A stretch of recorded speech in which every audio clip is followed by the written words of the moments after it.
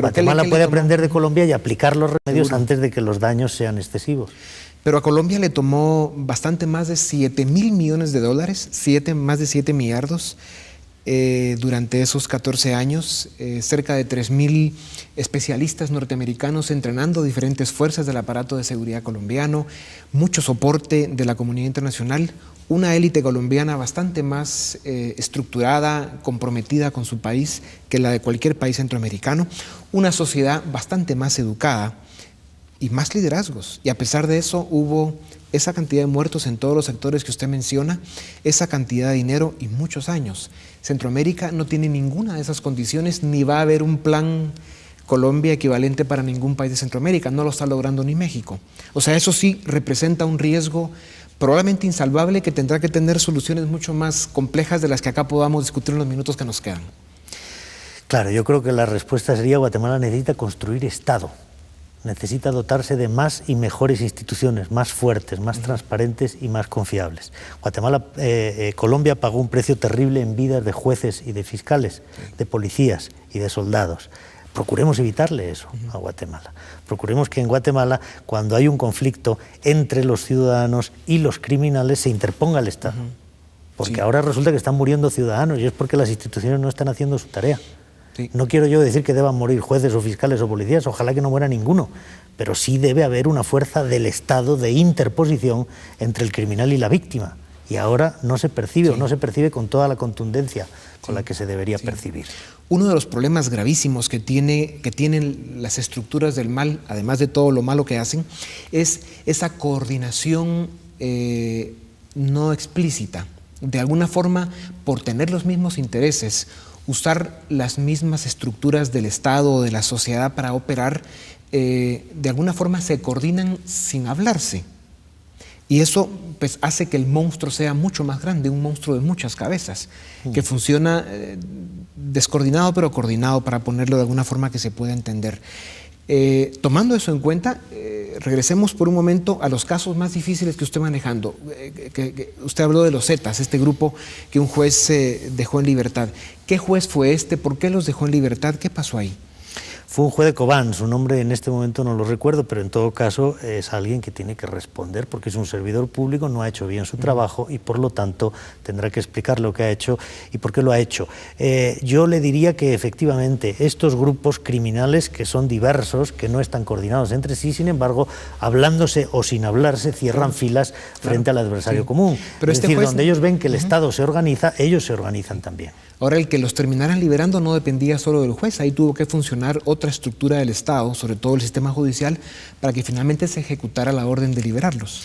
Pues hasta donde yo sé fue un fax que envió directamente desde Cobán al centro penitenciario, porque algún compañero de la capital no estaba dispuesto a tramitar esas órdenes de libertad. Ojalá si fueran de obedientes para todo, ¿verdad? Que con un fax respondan con tanta agilidad y eficiencia. ¡Qué vergüenza! Así es, pero en todo caso, como le digo, es que hay que separar esos garbanzos negros, hay que identificarlos, hay que probar que lo son y a partir de ahí hay que apartarlos sin contemplaciones, porque si no, el mensaje que se transmite es terrible, puedes apartarte de la legalidad y no hay consecuencias. Sí. Entonces es lo contrario, es decir, el que se aparte de la legalidad lo va a pagar. De la misma manera que el que se mantenga en el servicio público prestando una tarea para los ciudadanos va a ser recompensado. No hay otra manera. Sí. El mensaje tiene que ser muy claro y la sociedad lo tiene que hacer suyo. Y no solo suyo, sino además activarse para participar también en señalar esos problemas. ¿Usted puede mencionar los 3 casos más difíciles y de más alto impacto que está manejando? Pues sin duda, yo le diría que en este momento son el caso Rosenberg-Musa, el caso Portillo y el caso Matus, con todo lo que significa de una red de complicidades que no es solo en el Ministerio Público, que está también en el organismo judicial y que está también en algunas firmas de abogados. Gracias, doctor. Volvemos en un momento para seguir con el doctor Carlos Castresana, comisionado de CICIG en Guatemala.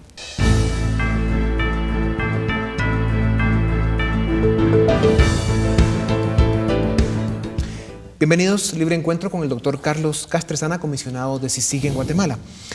Doctor, el diario El País de España, en una de sus ediciones semanales de septiembre del 2007, hizo un reportaje al que llamó Los 100 del año, y usted era uno de ellos. El encabezado del reportaje dice: este valiente fiscal curtido en puestos de alto riesgo es ahora comisionado de Naciones Unidas contra la impunidad en Guatemala.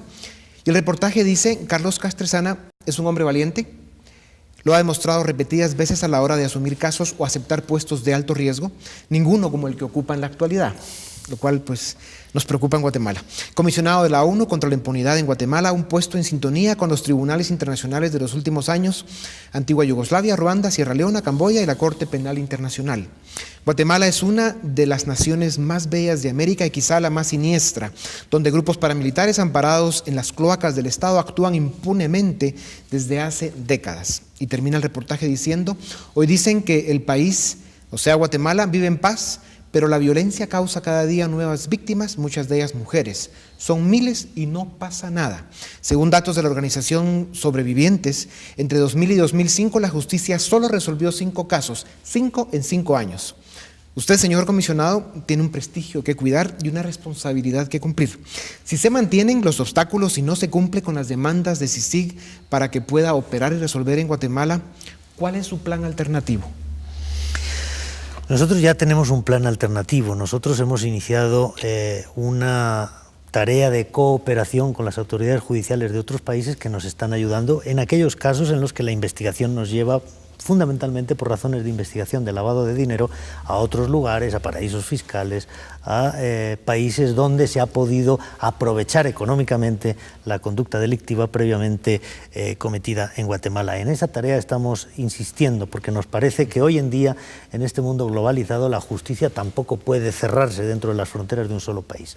Si las fuerzas que están contraponiendo a la de la justicia en Guatemala son tan poderosas que impiden obtener resultados, yo informaré al secretario general y él verá qué tiene que hacer, pero en todo caso me parece que la ayuda de la comunidad internacional se tiene que traducir en no dejar sola a Guatemala en una situación de conflicto, y de conflicto además que tiene ese carácter transnacional. Está funcionando en todas partes. En Europa hay ya un espacio judicial único, y en Centroamérica o en América Latina, en relación con los países que tienen una mayor presencia, puede ser Estados Unidos, puede ser la Unión Europea, es la tarea que hay que continuar.